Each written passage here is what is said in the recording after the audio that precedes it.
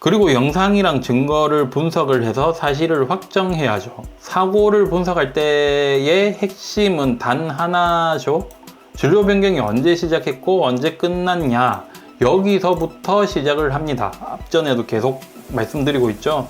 이 두 지점에서 명확히 구분되어져야 하거든요. 각 운전자의 주의 의무가 언제 발생했고 언제 끝났는지 판단해야 그 의무를 판단할 수가 있습니다. 그래서 사고 분석 단계에서는 블랙박스 영상을 프레임 단위로 하나하나 나눠서 이제 확인을 하죠. 깜빡이가 켜진 시점이라든지, 핸들을 처음 움직인 시점, 차선을 넘어간 시점이라든지, 그리고 완전히 다른 차로에 안착을 했냐 안 했냐, 이제 그런 점들을 블랙박스를 통해서 확인을 하게 됩니다. 이러한 순간들로 진로 변경의 시작점과 끝점을 확실하게 구분 짓고 속도도 구분 지을 수가 있죠. 즉 이러한 데이터는 단순한 화면이 아니라 그 시점에서 운전자가 위험을 예견할 수 있었는가 없었는가를 판단하는 객관적인 근거가 될 수가 있습니다. 진로 변경의 시점은 운전자가 차로를 이동을 실제로 개시한 때, 즉 조향이 이루어지고 차체가 기존 차선을 벗어나기 시작한 순간, 그때부터입니다. 반면 완료된 시점은 차량이 새 차로에 완전히 들어가 가지고 더 이상 다른 차량의 주행에 영향을 주지 않는 그러한 상태를 완료 시점이라고 구분 지을 수가 있습니다. 이 구분에서는 사고의 원인을 명확히 하고 각 운전자가 부담해야 할 책임과 범위를 결정을 짓습니다. 그러니까 이 사실 확정 단계에서는 단순히 누가 먼저 움직였냐를 따지는 과정이 아니라 영상 속 프레임마다 법적 의무가 발생하는 포인트를 찾아내는 정밀한 절차죠. 이 과정을 통해서 진로 변경의 시점과 완료된 시점, 그리고 주의 의무의 단절 시점이 명확하게 확정되어질 수가 있습니다. 그 이후에야 비로소 과실의 정도와 법적 책임의 경계가 명확하게 정해질 수가 있다고 할 수가 있습니다.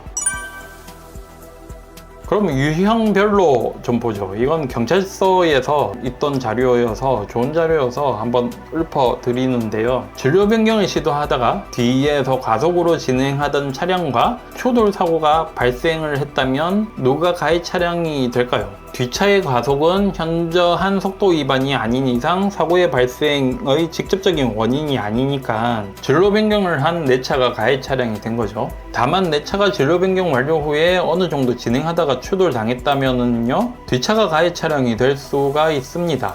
번외로 형사적으로는 종합보험이 가입되어 있거나 피해자랑 합의하면 공소권 없음으로 형사처벌은 안 받는데, 면허와 관련해서 면허 행정처분은 받을 수가 있습니다. 위반 행위랑 인적피해를 결합해서요. 그리고 이번에는 진로를 변경하다가 발생한 사고인데요. 같은 차로에 두 대의 차가 교차해서 진행하고 있죠. 넓게 우회전을 하는데 뒤에 따라오던 차와 충돌했던 사고인데, 이건 앞차가 뒷차를 진행을 방해를 해서 가해 차량이 될까요? 그런데 이 경우는 뒷차가 가해 차량입니다. 이게 보면 도로폭이 한 개 차로보다 다소 넓게 되어 있는데 한 대씩만 진행할 수 있도록 되어 있는 도로인데요. 이럴 때는 두 차를 좌측 우측 관계가 아니라 앞뒤 관계로 보기 때문입니다. 반면에 이와 같은 상황을 한번 보세요. 이거는 같은 차로 내라도 이렇게 두 대가 병행할 수 있도록 차로폭이 형성된 경우에는 진로 변경 차량인 앞차가 가해 차량이 되죠. 내 차가 그 앞전 사고와 같이 같은 방향으로 진행하다가 사고 낸 건데 왜 이 가피해자가 바뀌는 것이냐. 이거는 한 개 차로라고 하더라도 통상 두 대가 병행할 수 있도록 구분된 경우라면 좌우 관계로 보는데, 지금 이 경우에는 진로 변경을 할 때에는 변경하고자 하는 방향이 오고 있는 뒷차에 정상적인 통행에 장애를 주지 않는 상황에서 차로를 변경해야 된다고 아까 전부터 말씀드리잖아요. 그러니까 이 경우는 차선 변경으로 봅니다. 두 대여서 두 대가 통행할 수 있으니까. 즉 이런 경우에도 형사 책임은 종합보험이나 합의 있으면 공소권 없음으로 되는데 안전의무 불이행으로 벌점은 받겠죠. 그리고 이런 경우도 자주 보는데요. 우회전하는 차량과 인도를 주행하던 오토바이 간에 발생한 사고인데, 일반 도로에서 진행하던 내 차가 이제 골목길로 우회전하다가 인도를 진행하던 오토바이와 충돌을 했을 때 누가 가해 차량이 되냐? 누구일까요? 오토바이예요, 오토바이.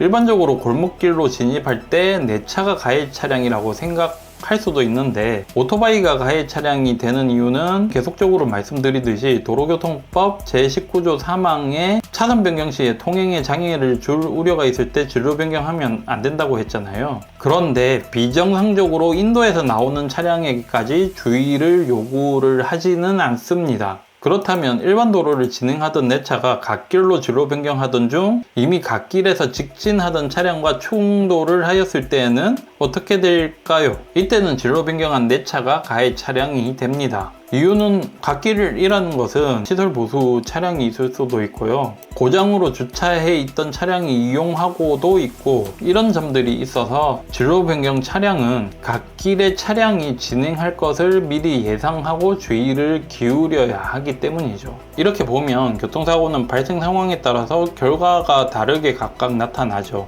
이 사례들은 정형화된 사례를 토대로 본 거예요. 교통사고는 여러 변수를 고려해야 되는데 상황에 따라서는 가피해 차량이 바뀔 수도 있죠. 그리고 주의할 것 중에서 실선 있죠, 실선. 그 길 가다 보면 실선 있는 거 어떻게 해석을 하느냐. 옛날에는 2004년도에 대법원에서는 진로 변경을 금지하는 안전표지인 백색 실선을 통행금지 안전표지에 해당한다고 생각을 했죠. 그러니까 통행금지, 진로를 변경을 하면 안 된다는 거, 그쪽으로 통행을 하면 안 되고요.